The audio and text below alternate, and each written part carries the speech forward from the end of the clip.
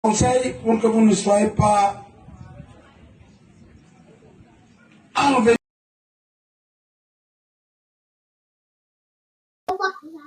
Salut, ce numéro est dédié à... On leur donne jusqu'à demain matin pour ouvrir. Si demain ne sont pas ouverts, leurs boutiques seront fermées, leurs attributions seront retirées. Ils iront chercher ailleurs à faire leur commerce. Dans les établissements de changement. Parce que la ville monte.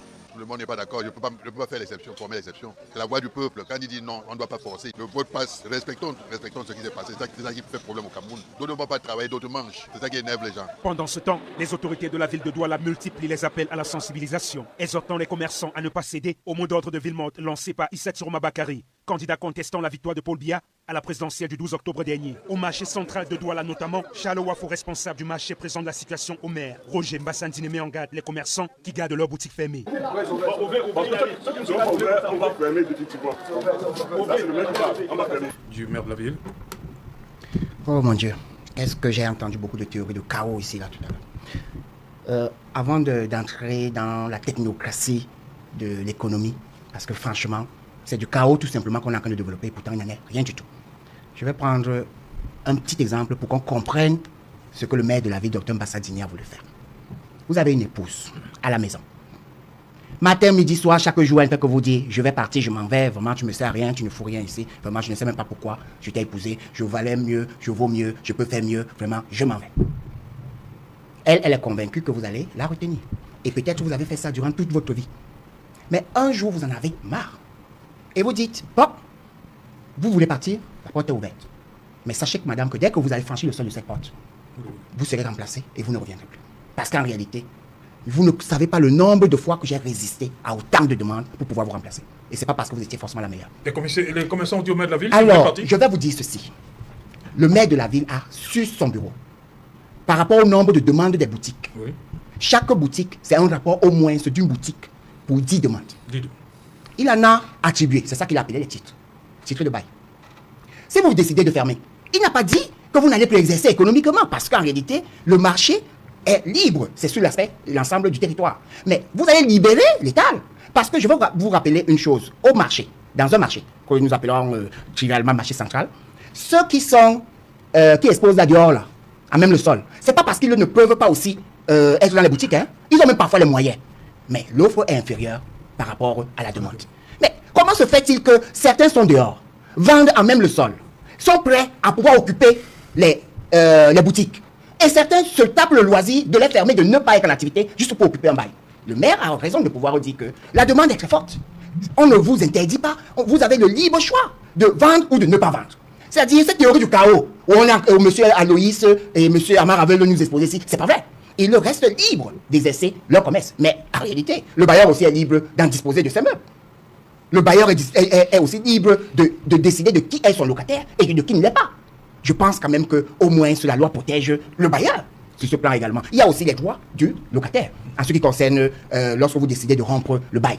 Donc, le maire de la ville... Permettez, je reviens à vous, on fait une petite pause et on revient pour la troisième et dernière partie de ce Ah, mais quand ça devient intéressant déjà, ça... Non, vous allez continuer. Ils vont les écouter trop longtemps. J'ai mes contraintes publicitaires. D'accord, il n'y a pas de souci. Voilà, merci. Dans un instant, madame, monsieur. C'est une logique, puisque si vous regardez un peu les scores de 2018 et celui de 2025, vous comprenez qu'il y a quand même quelques points qui ont été grignotés. Donc voilà.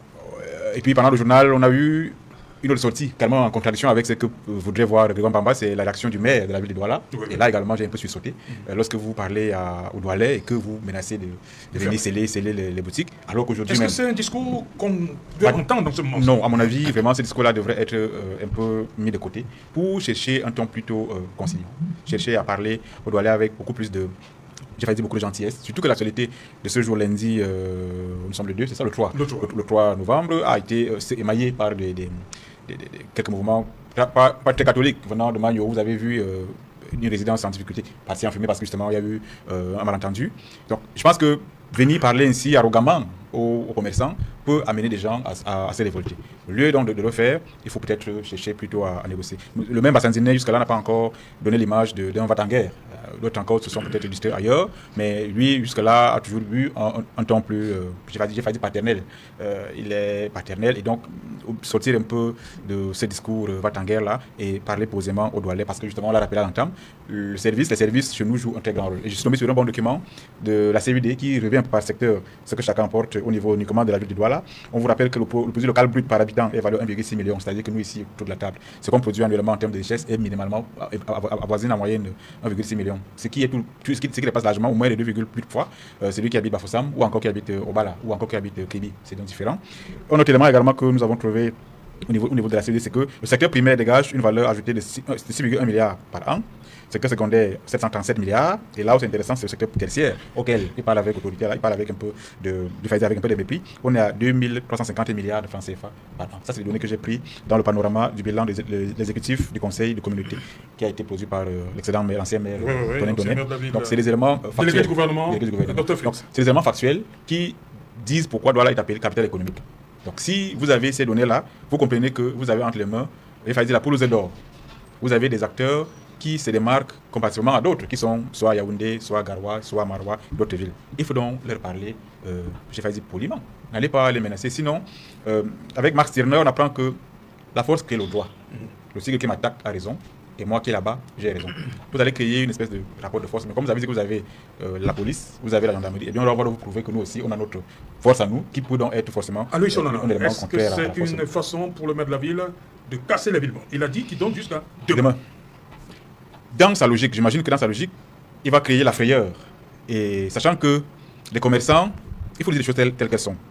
Lorsqu'on parle du secteur de services au Cameroun, on sait bien quels sont ceux-là qui tiennent ce secteur. Et donc il se dit, si je leur parle avec vitesse, ils vont se plier et ils vont s'exécuter. Ah ben non, faites attention. Il y a les chefs de pensée qui ont évolué.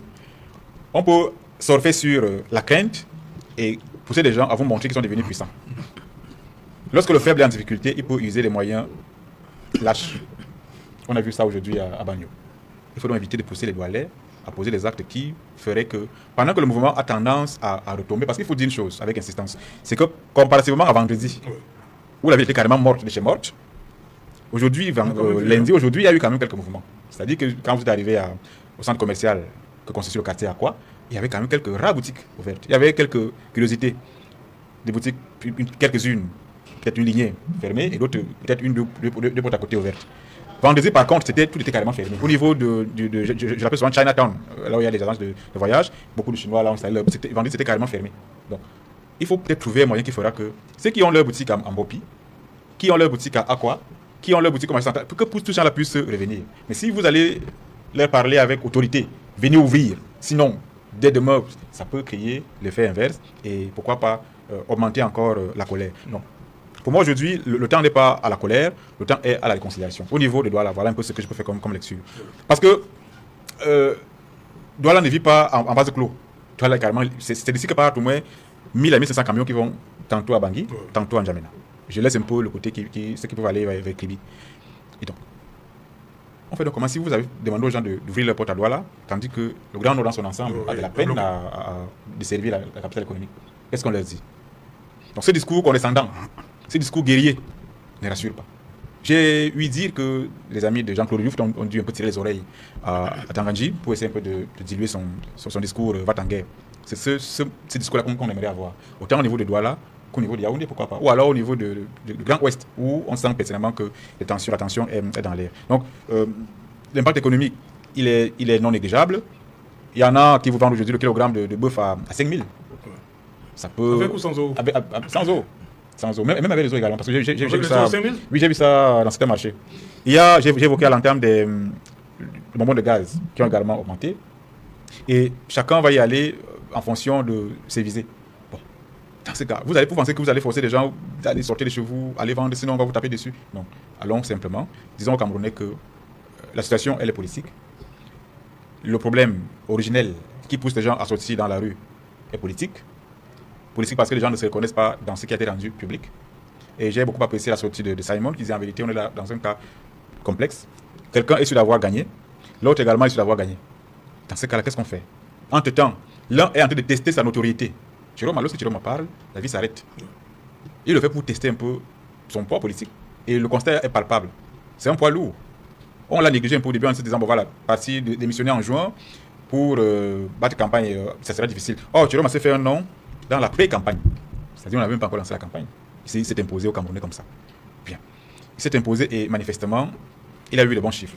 Il est convaincu d'avoir gagné l'élection présidentielle. Sauf que, selon le conseil à Tangana, ce n'est pas lui, c'est Paul Biya. Aujourd'hui, le moindre mot de Chiroma amène toute l'économie à s'arrêter. L'économie, c'est 4 facteurs. Vous avez la production, vous avez la distribution, vous avez la consommation, vous avez le revenu. Dès qu'un seul secteur-là se brise, tout s'arrête. Au besoin, aujourd'hui, on est dans la désépargne.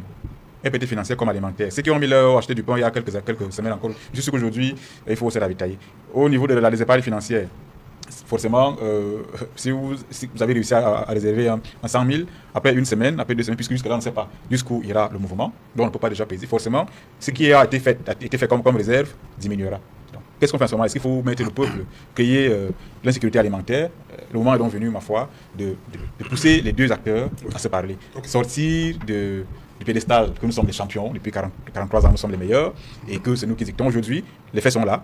Jérôme parle, le peuple exécute. Je voudrais bien que quelqu'un d'autre donne un tel mot d'ordre, et on verra comment ça sera respecté. Ce qui est sûr, c'est qu'une seule voix aujourd'hui parle, et le Cameroun semble s'arrêter.